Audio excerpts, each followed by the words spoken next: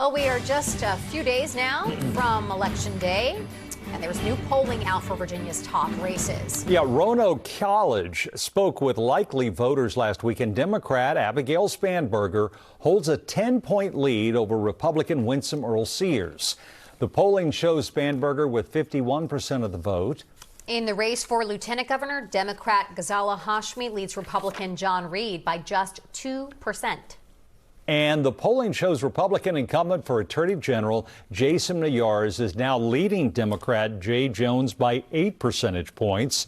80% of those voters say they heard about the text scandal making waves, but only 1% said they would have switched their vote to Nayars.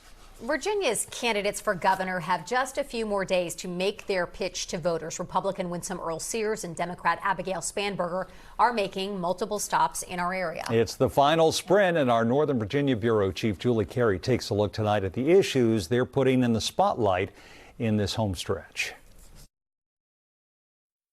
Election day is coming! Lieutenant Governor Winsome Earle-Sears labeling her final sweep around Virginia the common sense, not nonsense tour.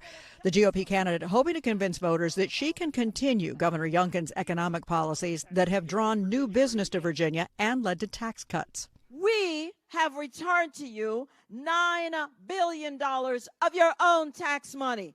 $9 billion. That's serious money. And we're going to keep doing it when I am your governor, because I believe that you should keep as much of the money that you make in your own pockets as possible. Democrat and former Congresswoman Abigail Spanberger blitzing the state in a bus labeled Virginia Votes. She says both Youngkin and Earle-Sears are overlooking a growing unemployment rate and the economic pain created by the Trump administration layoffs. She spoke to News 4 this week after a rally with law enforcement supporters. The urgency that comes with needing to address the impacts of this bad legislation and sort of bad choices coming out of Washington really raises the stakes of this election. From the start, Spanberger has used the term affordability to describe her chief focus if elected. I rolled out my plans on affordability over the summer, focusing specifically on lowering health care costs, housing costs, and energy costs. Spanberger's campaign website outlines broad plans. She says an early priority will be finding ways to increase housing stock to help reduce home and rental costs. Importantly, removing a lot of the hurdles in terms of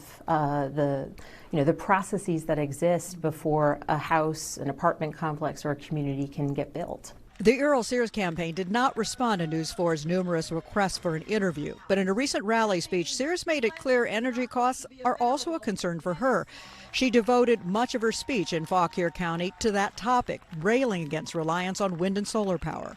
Do you see any solar happening? No, and there's no wind out there either.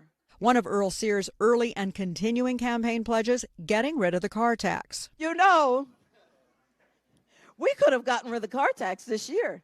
We have the money.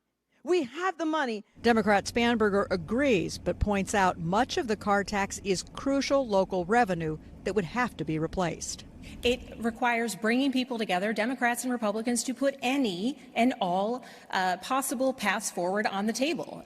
The enormous vote in Northern Virginia, critical to victory in this race, a race that will make history as Virginians elect their first woman governor. In Springfield, Virginia, I'm Julie Carey, News 4. Thank you, Julie.